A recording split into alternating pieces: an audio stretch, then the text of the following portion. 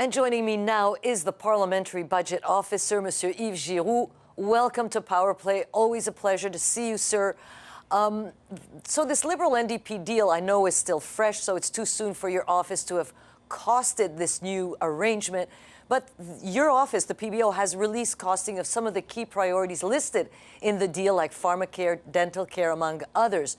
So your office had costed the NDP's 2021 pharmacare election promise, putting it at a $38 billion price tag on the program over 4 years. So could this type of federal drug program ultimately save the province's money, and would it be more expensive now? Well, we costed that in 2021, as you mentioned, which is barely more than 6 months ago.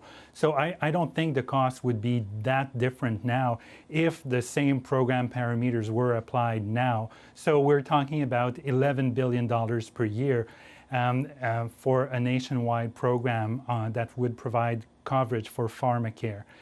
It could save provinces some money for those that are already providing a type of pharmacare program.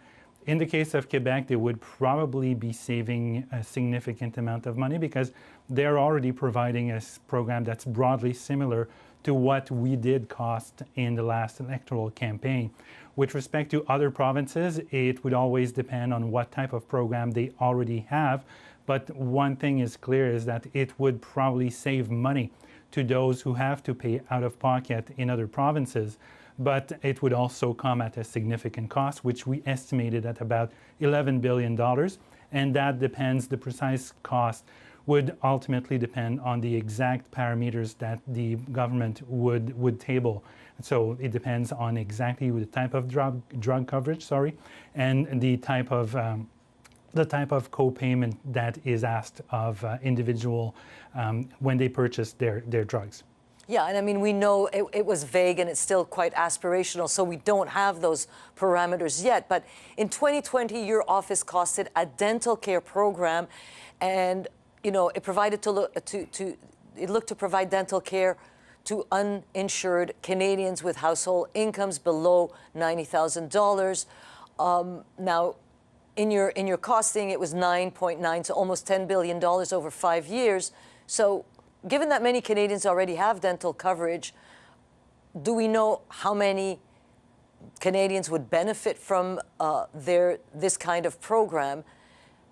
Yes, that was a request that was made to us by Mr. Don Davies. He's an NDP MP from BC, and he asked us to cost a very specific program with clear parameters.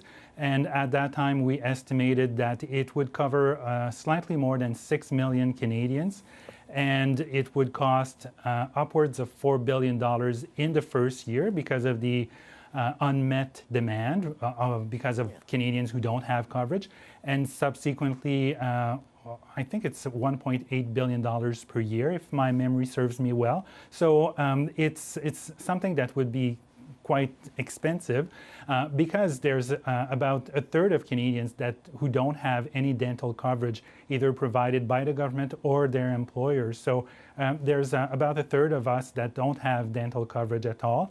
And we found in estimating the cost of that program that there's about 17% of Canadians who refrain from visiting a dentist because they don't have the means or they don't want to incur that expense. So there is quite a bit of unmet demands out there for dental care.